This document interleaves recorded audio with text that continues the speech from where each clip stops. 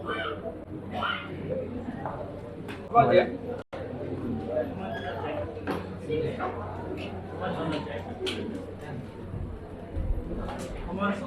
Ay ba? Hindi ko makita yung gilid. Okay, magandang umaga mga kapatid. Good morning. Ako nga pala si Jackson Descatiar. Today, andito na tayo sa ating last chapter ng Scandal of the Kingdom ni Dallas Willard. And sino mga nakakompleto? Sino yung mga nakakompleto ng series? Ng Parable. Ayun. So, surprise lang, magkakaroon tayo ng quiz mamaya. Dahil natapos natin yung book, no? Kagaya ng ginagawa natin sa APLA. Pagkatapos ng isang lesson, merong exam. So after this, i-distribute ni Derek yung quiz.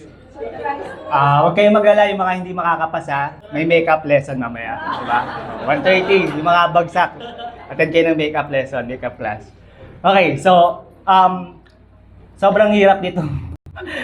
Chapter na to, no? Hindi ko alam bakit sa akin din binigay. Kasi nahirapan talaga rin ako i-digest sa kanya. Neighborliness of the Kingdom or The Parable of the Good Samaritan. Ilang beses ko na rin siyang nababasa, nag-go through. Pero the way na na-present siya ni Dallas Willard, sobrang kakaiba. As in, nag-iba talaga yung perspective ko pagdating dito sa parable na to. And para sa akin, isa siyang challenge kasi bilang isang disciple, no? Bilang isang disciple na reach out nung campus, tapos na-restore. At matagal ako sa parang sa campus mga 2 years lang ako naging disciple. Tapos umalis ako, 13 years akong nasa world, nasa darkness. 13 years naging atheist ako, ang dami kong mga napagdaanan, maraming mga kasalanan. Tapos na-restore ako noong 2016. So parang hanggang ngayon, kino-consider ko pa rin yung sarili ko na young Christian. Hanggang ngayon, kinakapture ko yung ganitong heart, kung paano maging compassionate. Kung paano magkaroon ng compassion sa mga tao sa labas, no? Labas at loob ng simbahan natin. And today, samahan niyo ako na i-go through itong passage na to, itong parable na to, at sabay-sabay tayong matuto. No? Sabay-sabay nating malaman kung ano yung puso na gusto ni God para sa atin. At sabi nga ni Dallas Willard, no, itong parable na to ng The Good Samaritan, para sa kanya ito yung greatest parable of all. Kasi dito, kino-conclude na ni Jesus Christ. So, lahat ng pinag-aralan natin mula umpisa, lahat ng parables na tinuro niya, ito yung practical side. Ito na yung, kumbaga, napag-aralan natin yung theory, yung principles, lahat ng parables. Pero ito, hinahamon niya tayo, nagawin natin, no, na kailangan makita natin sa buhay natin. So, ito yung challenge ni Jesus Christ. And para kay Dallas, ito na nga yung practical side ng lahat ng parables na natutunan natin. And bago tayo magsimula, manalangin muna tayo.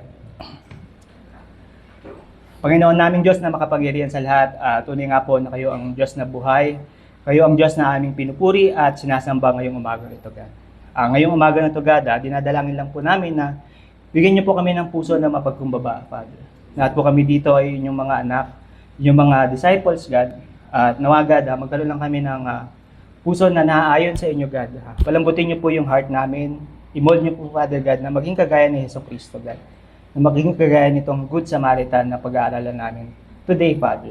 I pray, God, na maging humble lang kami sa harapan ninyo. I pray, God, na makinig kami sa inyo, God. Kayo po yung mensahe na makita namin, God. At kung paano namin mahalin yung mga tao sa paligid namin, kahit mahirap po silang mahalin. Thank you for this day, Father. I pray that hindi po mawalang ng bisa ang inyong salita sa aming mga puso ngayong umaga. At hanggang buhay namin, God. We love you, Father. Bless us this day. In Jesus' name, Amen. Okay, basahin muna natin sa Luke 10:23. So para maintindihan natin kung bakit binigay ni Jesus itong Good Samaritan, kailangan malaman natin yung context, kung ano muna yung nangyari, no? Bago niya sinabi yung The Parable of Good Samaritan. Sa Luke 10, makikita natin dyan, no, na sabi niya sa verse 23, Blessed are the eyes which see the things which you see. Blessed are the eyes who see the things that you see. No, sa bagong version. Kasi ito yung, sa Luke 10, sinend ni Jesus Christ yung 72 disciples. So, 72 na alagad niya, sinugo niya para mangaral ng magandang balita, magpagaling ng mga may sakit, gumawa ng mga milagro. And sinabi ni Jesus Christ dito, na nung after ng mission na yon, sinabi niya na nakita niya si Satan falling like lightning from heaven. Bumagsak si Satan. And sabi niya, blessed kayong mga tao na to. Blessed kayo na gumawa nito. Kasi maraming mga propeta, maraming mga teachers of the law, maraming mga tao na gustong makita itong glory na to, pero hindi nila nakita. And sinabi niya ito sa mga tao na ordinary lang. So mga mangingisda, mga magsasaka, even tax collectors, mga sinners. So ito mga ordinaryong tao na gumawa ng extraordinary miracles. Kaya sinabi niya, blessed kayo kasi nagawa niyo to sa ngalan ng Diyos, sa kapangyarihan ng Diyos, at kayo yung mga tao na nakasaksi nito. Dahil marami ang gusto sanang makagawa nito, pero hindi nila magawa. Kaya naman, sa context ng Luke 10, no, sinasabi niya na ang kingdom daw ay realistic talaga na pagtatrabaho. So hindi lang siya puro theory, hindi lang siya puro aral, pero may ginagawa ang mga tao sa kingdom ni God. And power is available to those who seek it. So sa lahat ng mga tao na nag-desire na magkaroon ng power na ganito, ng faith na ganito, makukuha at makakamtan nila. At nagkakaroon lang daw tayo ng hopelessness kapag wala tayong pananampalataya o hindi tayo malapit kay God o hindi tayo nagkakaroon ng power coming from Him. Okay. Bago tayo mag-move sa parable. So narinig to nung lawyer. Yung lawyer sa ibang version, sinasabi na lawyer, pero sa ibang bagong version ng mga Bible, sinatawag ito na scribe o teacher of the law. So basahin natin sa verse 25. Verses 25 to 29. Luke chapter 10, verse 25 to 29. Wala akong scripture sa slide, so kung may Bible kayo, test kayo nyo rin i-share sa iba na walang copy. So babasahin natin to, i-go through natin to kung bakit niya sinabi yung parable of the Good Samaritan. Okay, sa verse 25. So after sabihin ni Jesus Christ na blessed are those na nakagawa ng ganitong miracles because you have seen it, narinig ng isang expert of the law. So sabi sa verse 25, on one occasion, an expert in the law stood up to test Jesus. Teacher, he asked, what must I do to inherit eternal life? Sabi ni Jesus, what is written in the law? He replied, how do you read it?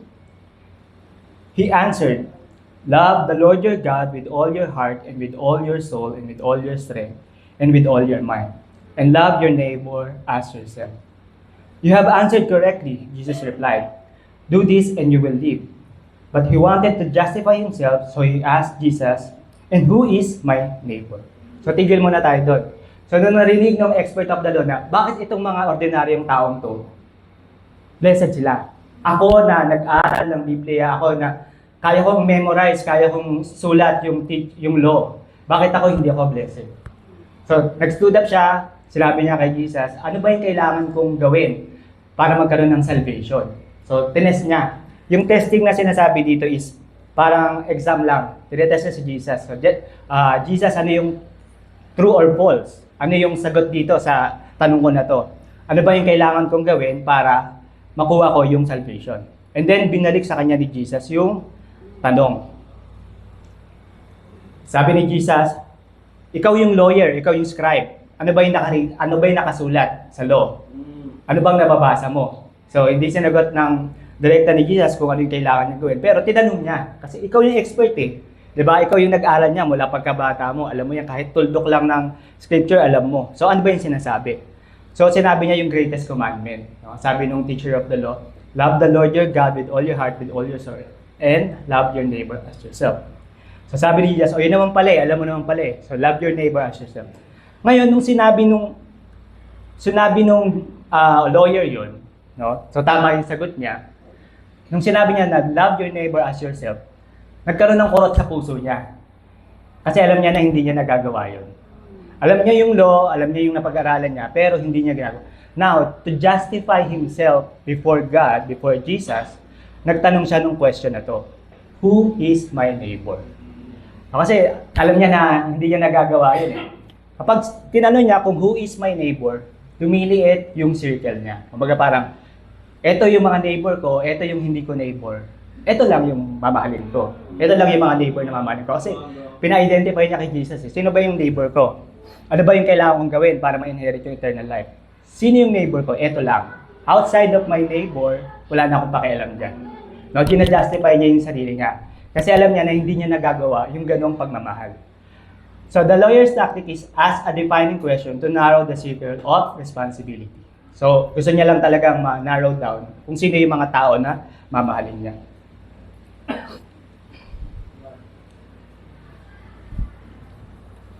So nung tinanong ni Jesus, yung expert of the law, kung ano yung kailangan mong gawin, hindi na inusisa ni Jesus kung ano yung mga bagay na kasalanan niya or pagkakamali niya. Kasi alam ng mga tao sa paligid natin kung ano yung nasa heart nila or kung ano yung buhay nila. Same with people around us, no? Pagdating sa mga kasalanan, sa condemnation, hindi na natin kailangang idiin sa kanila na ito yung pagkakamali nila. Kasi alam na nila yun eh. Ganun din yung naging technique ni Jesus, no? Tinanong lang din niya na kung ano yung nakasulat sa scripture. And yung dito makikita natin, no, sa mga questions na binigay o sa question na binigay ng lawyer, makikita natin yung weight of despair. Sabi nga ni Dallas Willard, yung weight of despair, no, sa atin sa fallen world, sa mundo ngayon, marami nang nangyayaring kaguluhan, no, marami tayong struggle. May mga kanya-kanya tayong paghihirap sa buhay. Na minsan, kapag ito yung tinitingnan natin, yung focus natin, hindi na kusang lumalabas sa puso natin yung pagtulong sa iba. Diba, parang isipin mo, ngayon, may gera, mataas yung gas, tumataas yung bill ng kuryente, ang daming bayarin. So itong mga kaguluhan na ito, itong mga paghihirap nito, ito yung tumutulak din sa atin na huwag na tayong tumulong sa iba. Na minsan parang iisipin mo, unahin ko na lang yung pangangailangan ko. Unahin ko na lang kung ano yung maibibigay ko sa pamilya ko. Bakit pa ako tutulong sa iba? So yung gantong mga thinking, ito yung nagpapa-numb o anong Tagalog ng numb? Sorry wala ako sa tulog eh. Pagka-manhid, ayun, nagiging manhid tayo sa pangangailangan ng iba. Kasi mas inuuna natin yung struggle o yung paghihirap natin sa buhay. So yung weight of despair na nararamdaman natin dahil sa pangyayari sa buhay natin, ito yung nagtutulak sa atin para hindi makatulong sa iba. Mamaya pag-uusapan pa natin ng malalim kung anong ibig sabihin. So, yun, tinanong nung lawyer kung sino ang may neighbor. Ngayon, i-define muna natin kung anong ibig sabihin ng neighbor. So, sa etymology, o salitang ugat, no, ang neighbor, ay ibig sabihin ng neighbor, coming from the Middle English word, yung bor, ay ibig sabihin ay peasant. O ito yung mga mahihirap o mga ordinaryong tao sa paligid natin. Yan, gaya ng mga magsasaka, mga tax collector, ng panahon nila Jesus. Tapos yung nigh, ibig sabihin ng nigh is near o malapit. So, in context, ang ibig sabihin ng neighbor, kung sino yung mas malapit sa'yo, yun yung neighbor mo. O sino yung malapit mo, no? Hindi lang siya basta kapitbahay, no? Mga tao din na malalapit sa'yo. And nung ancient times, no, wala pang social security, hindi masyadong maganda yung government, walang mga HMO, walang mga hospital. So yung mga tao noon, responsible sila sa mga kapitbahay nila. Kapag may nangyaring masama or nanakawan, no, ikaw, responsibility mo yon. Kasi walang governing body para tumulong sa kanila. So lahat sila na mas nakakadepende sila sa kanya-kanya, sarili nilang mga pagkakapitbahay. So yun yung ibig sabihin ng neighbor na sinasabi ni Jesus. Okay, so basahin naman natin yung susunod na verses. Verses 30 to 32. So ituloy natin yung kwento. Nung sinabi nung lawyer, who is my neighbor, ito yung sabi ni Jesus Christ. In verse 30, in reply, Jesus said, a man was going down from Jerusalem to Jericho when he was attacked by robbers. They stripped him of his clothes, beat him and went away, leaving him half dead. A priest happened to be going down the same road, and when he saw the man, he passed by on the other side. So too, a Levite, when he came to the place and saw him, passed by on the other side. So ito na yung dalawang characters dito sa parable natin. Isa-isahin natin kung ano yung mga dinemonstrate nila dito sa parable. So meron daw certain tao na binugbog siya, ninakawan, no, habang nagta-travel siya to Jericho. And half dead siya nung iniwan. Tapos may dumating na priest. No, yung priest na to, hindi man lang niya tingnan. No? Nung nakita niya, hindi man lang niya nilapitan. Doon siya sa other side, sa kabilang daanan siya dumaan at nagpatuloy. Then sunod yung Levite, no? Yung Levite naman, nakita niya and then tiningnan niya, nilapitan niya. Pero hindi niya rin hinawakan or tinulungan. So what's interesting about this parable, no? Nung tanong yung teacher of the law, si Jesus hindi niya nilista kung sino yung neighbor. No, hindi niya sinabi, ito yung neighbor mo, ito yung farmer, ito yung malapit sa iyo, sa vicinity mo, ito yung kapitbahay mo. Hindi niya. Nagkwento siya ng isang parable para turuan yung teacher of the law na to. So yung priest, no, nakita natin na busy siya. No, yung priest, marami siyang mga responsibility sa church, no, sa activity nila. Perhaps nung nandun siya, nung nakita niya, nagme-memorize siya ng scripture, o kaya iniisip niya kung ano yung activity na gagawin niya sa pag-worship, dun sa temple. So maraming tumatakbo sa isip niya na mahalaga rin naman. No, hindi natin sinasabi na masama yung intention niya, pero punong-puno ng responsibilities or activities yung naisip niya, kaya hindi siya tumulong dun sa tao na nanakawan. And sinabi ni Dallas Willard, no, meron daw righteous pocket. No? Sabi niya, yung priest daw, meron siyang righteous pocket na chinek niya. Okay, nandito pa yung mga responsibility ko, nagagawa ko naman. Hindi ako malilate sa service, hindi ako malilate sa worship. Kabisado ko kung ano yung mga sasabihin ko, so okay pa. Pero yung isang pocket niya, yun yung nineglect niya, which is yung pagtulong. Sometimes yun yung nagiging heart, no, ng isang tao na okay pa naman yung responsibility, okay pa naman yung religious activity ko. Sa tingin ko, safe pa ako. Sa tingin ko, righteous pa ako. Pero napabayaan niya yung mercy or yung pagtulong na pocket. So ganun daw yung nangyari dito sa priest na to. And sa Levite, meron naman siyang snare of cleanliness. Alam natin sa law, no, nung binaba ni Moses yung law, yung mga Jews hindi sila pwedeng humawak ng mga dead, no, ng mga unclean. Once na hinawakan niyo yan, hindi siya makakapag-serve sa temple. No? Ilang days siya kailangang quarantine. Hindi siya pwedeng humawak kasi nasa law nila yon. So nakita niya yung half dead man, siguro naisip niya, patay na siguro to. Kasi lumapit pa siya kasi tingnan niya. Hindi ko to pwedeng hawakan. Pag hinawakan ko to, hindi ako makakapag-serve. Hindi ko magagawa yung duty ko. So nakita natin na reasonable din, no, bakit niya hindi tinulungan. Meron din siyang iniisip. Meron din siyang duty na kailangan niyang gawin. No, kaya hindi niya tinulungan yung tao.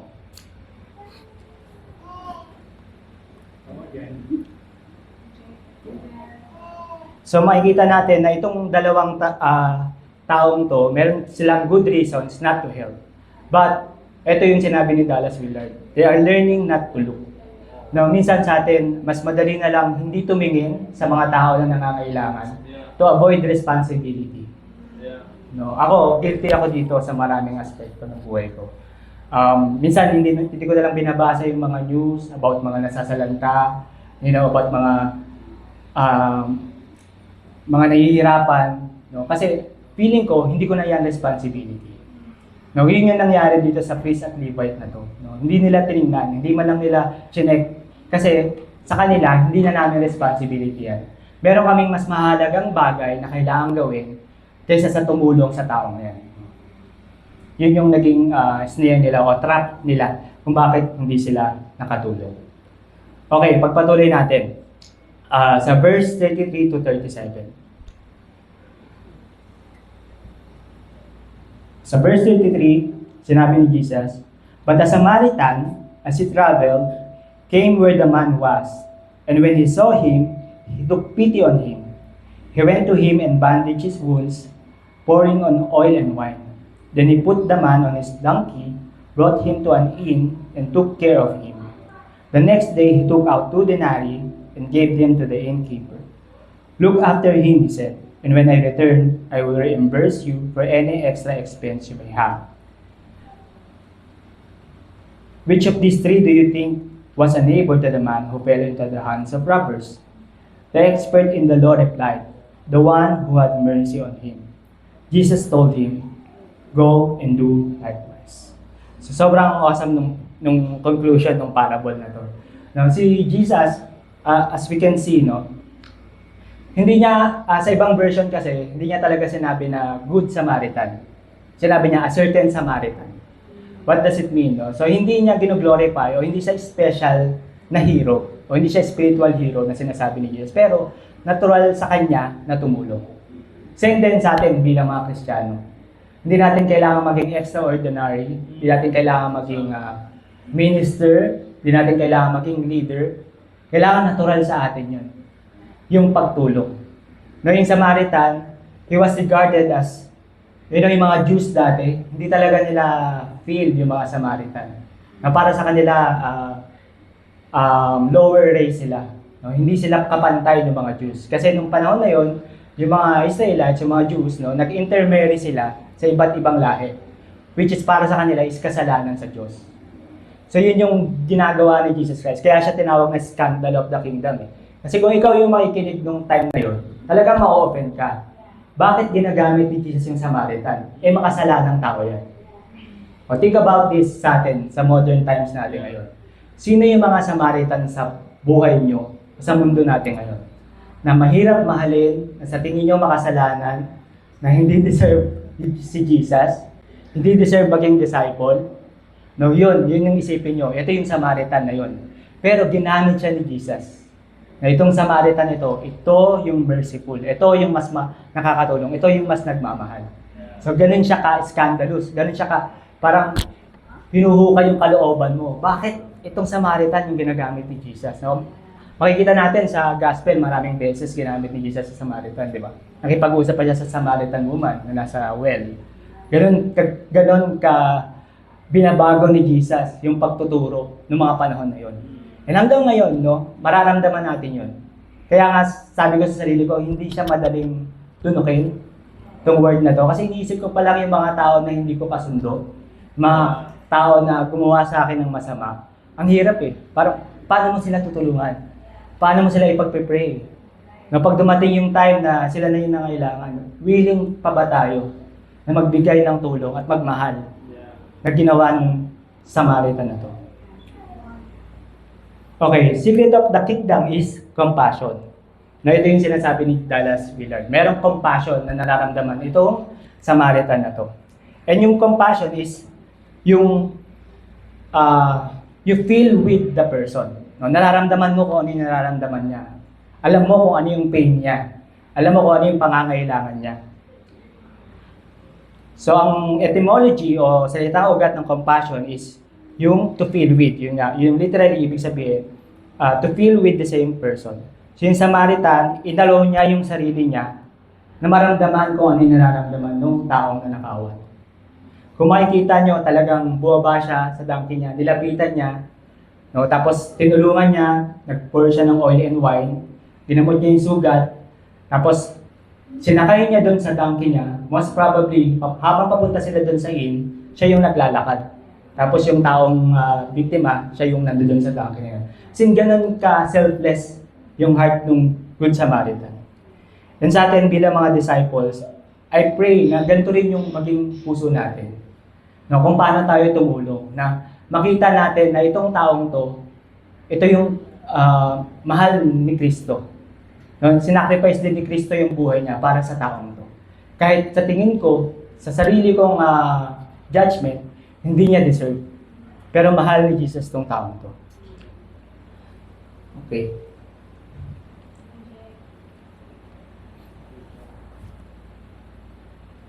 So, yung passage na yon about the Good Samaritan, it emphasizes the true compassion. Meaning, nafe-feel nga natin yung nafe-feel ng iba. And it's a great challenge for us, no, na na-present ng Good Samaritan. Kung paano natin mapoportray o paano natin magiging behavior din yung ganong klase ng understanding at pagmamahal sa iba. So sa ginawa ni Jesus, no, shinif nga niya yung question. No? Nung sinabi ng lawyer, who is my neighbor, na nagsisik lang siya ng boundary, no, ito lang yung pwede kong tulungan, natanong niya kung sino. Pero si Jesus, hindi dapat kung sino, kung ano ka sa tao sa paligid mo. So nagsisik siya ng opportunities for mercy. So ang tanong is, hindi mo tatanungin kung sino yung neighbor mo, sino yung kapitbahay mo. Ang tanong, neighbor ka ba sa mga taong to? So, mali yung question eh. Tatanungin mo kung sino. Sino ba yung nararapat kong tulungan? Diba? Sino ba yung kailangan ko tulungan? Ito bang mga kasama ko sa simbahan? Ito bang tao na pinautang ako? Itong taong to na tumulong sa akin? O yung mga tao na namimit ko everyday? Hindi ko kakilala. Am I being a neighbor to these people?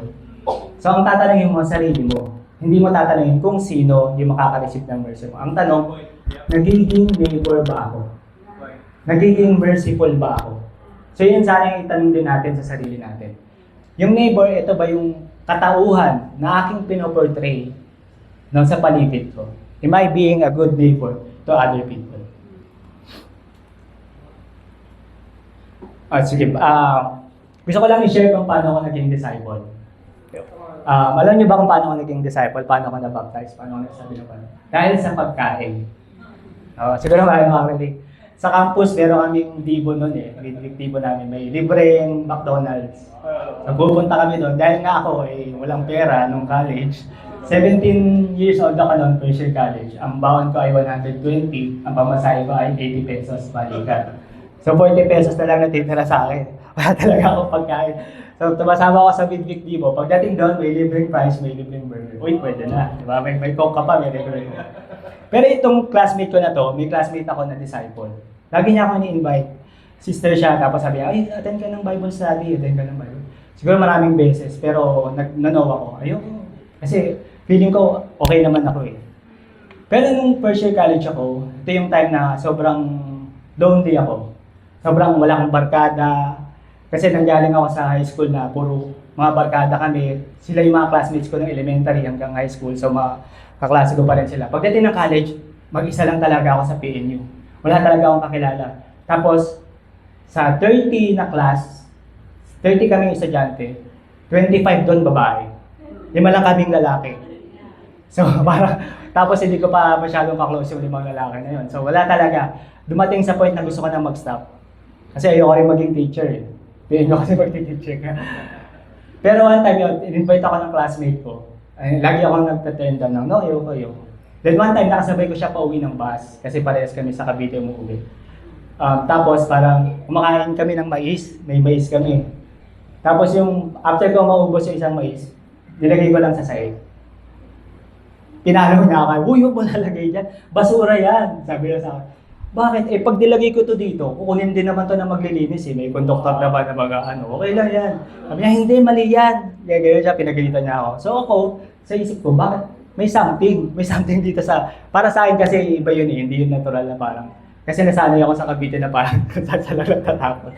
So, parang may something, meron siyang morality na hindi ko maintindihan. So, na-curious ako. Sabi ko, sige, mag-study ako ng Bible. Ayun, so, after that, sunod, parang in 1 week, nakailang study ako, parang 2 weeks lang yata ako nag-study ng Bible eh. Tapos sumattend ako ng Divo, nakita ko doon, ang sarap, ang saya, may mga Christians, mga kasing edad ko, ito yung magiging barkada ko. Kasi ang saya-saya talagang fired up yung campus. Sabi ko, sige, mag-study ako ng Bible. And the rest is history. Na-baptize ako, naging disciple ako. And yun yung something na isang bagay na hindi ko maintindihan. No, meron ang sinasabi ni Dallas Willard na yung mga little things na ginagawa natin, yun yung nagbabuy back ng moment natin. Kung makikita nyo, yung Samaritan, hindi naman niya binenta yung business niya. No? Hindi siya nagwaldas ng malaki. No? Hindi siya gumawa ng malaking sacrifice. Maliliit na bagay lang yung binigay niya. Oil and wine, yung sarili niyang donkey, yung pera niya, and yung presence niya. No? Nagstay siya over the night. Nalagaan niya yung taong nabiktima. No? Siya pa yung gumamot ng sugat. Yung mga little things na to, ito yung nagbabuy back ng moment natin. No, sa millennial, sa Gen Z, meron tayong term na YOLO, you only live once. No, yung buhay natin, akala natin marami tayong oras. Pero hindi, isang buhay lang meron tayo. Ang tanong, saan natin ginagastos yung buhay natin? Yung oras natin? So ito yung mali doon sa priest at saka sa Levite. No, sa thinking nila, meron pa namang bukas. Meron pang chance para tumulong sa iba. So hayaan ko na lang na ibang taong tumulong. Pero hindi yun eh. Hindi natin alam kung hanggang kailan tayo sa mundo ito. Yan sa atin, bilang mga Kristiyano, bilang mga disciples, ano yung nagnanakaw ng oras natin? No, ano yung, saan natin nawawaldas? No, yung mga little things na nagagawa natin, na hindi natin nababuy back yung moment. Sabi nga, di ba, na-redeem na tayo ni Jesus Christ. Pero ang tanong, sinusuklian ba natin yung sakripisyo na yun ni Jesu Cristo? Kahit sa maliliit na bagay sa buhay natin. So yun yung nakita ko dun sa classmate ko na disciple noon. Kahit maliit na bagay, simple yung pagtapon lang ng mais, yun yung nag-win ng moment ng heart ko. Kasi ganun niya pinapahalagan yung morality o standard na binigay ni God. And sa atin, sana yung maliliit na bagay, no? Pag-usapan pa natin yung little things na to, no? Sabi sa Song of Solomon chapter 2 verse 15, catch for us the foxes, the little foxes that ruin the vineyards, our vineyards that are in bloom. Ano yung ibig sabihin nito? Actually, sinend sa akin to ni Anthony. Kasi lagi siya nagsisend everyday na mga scripture eh. Isa to sa sinend niya this week. Sabi ko, sakto ito yung sinabi ni Dallas Miller. Sabi daw niya, ang context nito, yung author, yung nagsulat, sabi niya, tingnan natin yung mga maliliit na facts sa buhay natin. Kasi ito yung sumisira sa spirituality natin. No, full bloom na eh, okay na yung garden natin, okay na yung vineyard, ready to harvest na. Pero yung maliliit na bagay na nanineglect natin, yun yung sumisira sa pananim natin. No? Ano yung mga sumisira sa vineyard natin? Number one, kagaya ng priest, sabi niya, masyado siya nakafocus sa schedule niya, sa activity niya sa church. So yun yung sumira nung pagtulong niya. Hindi siya nakatulong dun sa nabiktima. Pangalawa, yung legalistic purity. No? Maraming mga tradition sa buhay natin na sumisira sa atin para hindi tayo makatulong sa iba. Kagaya ng Levite, ayaw niya lang maging unclean, kaya hindi siya tumulong. No? Na-mess up niya yung buhay ng iba. And kagaya ng sinabi ko kanina, yung despair, yung masyado tayong nakafocus, no, sa mga paghihirap, sa buong mundo, sa mga nangyayari, na feeling natin, hindi na natin kayang tumulong. Pero tingnan niyo yung ginawa ng Samaritan, di ba? Maliit na bagay lang yun. No, kakapiranggot lang na sakripisyo yung binigay niya. Pero nawin niya yung mercy. No? Nabigay niya yung mercy dun sa tao. So, sa atin, sa buhay natin, ano ba yung mga sumisira sa atin, no, sa pananim natin?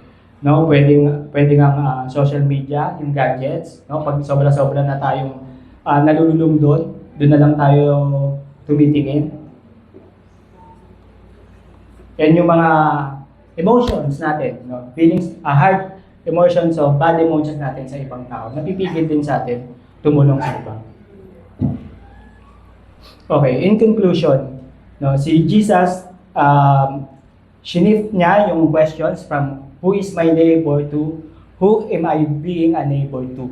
No, ano yung sino ako para sa harap ng mga taong to? And sa atin, sa buhay natin, hindi natin alam kung sino yung mga tao na ilalapit ni God sa atin. Hindi natin alam kung sino yung mga makakasalimuhan natin na pwede nating tulungan o bigyan ng mercy. In closing, mga kapatid, gusto kong iiwan tong story na to about shoemaker, no? Kay Tolstoy. Sabi ni Dallas Willard, merong shoemaker na nakita niya sa vision na bibisitahin siya ni Jesus Christ. One day, bibisitahin daw siya. So siya, maaga pa lang, nag-prepare na siya. Tapos from the basement window, nakikita niya kung sino yung mga naglalakad. Nakikita niya kung darating si Jesus. Pero dumating yung tanghali, walang dumating na bisita. Instead, ang dumating, yung kaibigan niyang soldier na nanlalamig, no, na may sakit. So pinapasok niya sa shoe shop niya, tapos tinulungan niya. No, binigyan niya ng gamot, nalagaan niya, then umalis na. Then pagdating ng hapon, hinintay pa rin niya si Jesus, wala pa rin. So lumabas siya para mamili o mamalengke. Tapos may nakita siyang bata na nawawala. So ginawa niya, tinulungan niya yung bata, binilik niya dun sa parents. Tapos pagdating niya ng bahay, pag-uwi niya, wala pa rin si Jesus. Pero may nakita siyang old woman na nahihirapan o wala pang pagkain, wala pang makain. So pinakain niya, pinutuloy niya, binigyan niya ng soup, nilagay niya. Hanggang sa pagdating ng gabi, no, kinausap niya si Jesus. Sabi niya, Jesus, wala naman kayo, hindi naman kayo dumating. Pero sabi ni Jesus, whatever you have do to the least of this person, these people, you have also done to me. So yun yung message na kahit sinong dumating sa buhay natin, no, that is a manifestation na pwede nating bigyan ng mercy. Kagaya na ng ginawa ng Good Samaritan. Hindi natin kailangan na maghanap ng mga nananakawan palagi. Pero yung mga simpleng tao lang na dumarating sa buhay natin, pwede natin silang matulungan. And gaya ng sinabi ni Jesus, no, sa uli, go and do likewise. No? So, gawin din daw natin kung ano yung ginawa nung Samaritan na yun. For our discussion and reflection, so ito yung mga pwede nating pag-usapan, no? Pwedeng maging question nyo sa sarili nyo and pwede nyo pag-usapan sa grupo nyo. Number 1, in what areas of your life are you tempted to ask, who is my neighbor? As a way to avoid getting involved or feeling responsible. So sino yung mga tao na feeling natin iniiwasan natin or sinusuplid natin para hindi natin tulungan? Saang area ng buhay na to? Buhay nyo, tingin nyo meron mga tao kayo na hindi natutulungan. Pangalawa, ano yung specific little foxes? So, kagaya niyan, cellphone distraction, maraming schedule, masyado tayong busy, emotional distance, that cause you to pass by on the other side of people's hidden needs. Pangatlo, how can we actively train our hearts to feel with people who belong to different cultural, social, or political circles than our own? So, paano natin ma-train yung puso natin? No, na kahit yung mga taong to, hindi natin sinishare ng same beliefs, no, paniniwala, iba man yung political views nila, iba man yung kultura nila, mahirap man silang mahalin sa tingin natin, paano natin matututunan sa puso natin na magbigay din ng mercy, kagaya ng Good Samaritan. Ngayon lang po, and to God be the glory. Okay, let's pray. Ama namin Diyos na mga pangyarihan, tuloy nga po na kayo po ang Diyos na banal, ang Diyos na aming sinasamba at pinagpili. God, salamat po sa mensahe niyo today, God. Teach us how to feel, Father. Teach us how to love, God. Kahit na yung mga times na sinusubok yung patience namin, yung wisdom namin, yung heart namin, kahit na hindi kasya kung ano man yung laman namin sa bulsa, tulungan niyo kami, God, na tumulong sa mga tao, lalo na po sa paligid na yan, God. Alam namin, God, na itong simbahan na to, God. Itong simbahan na ito ay nagmula sa inyo. At nawa, God, makilala ang simbahan na to, God. Because of you, Father. Alone, God. Not of our own talents, not of our own contribution, or kahit ano man, God, na meron kami. But I pray, God, na itong simbahan ng Muntinlupa, makilala kami sa pagbibigay, sa pagmamahal, sa paligid namin. Even sa mga simpleng bagay na kaya namin ibigay sa mga tao na nakakasalimuhan namin. Pray, God, na hindi lang siya pumasok sa kabilang tenga at lumabas sa kabilang tenga. But God, ma-apply namin, God, talaga in our deepest relationship with you and with the people na ibibigay nyo at ilalapit nyo sa akin. Maraming salamat po sa umagang ito, God. Bless the rest of our day. We love you in Jesus' name. Amen. Amen.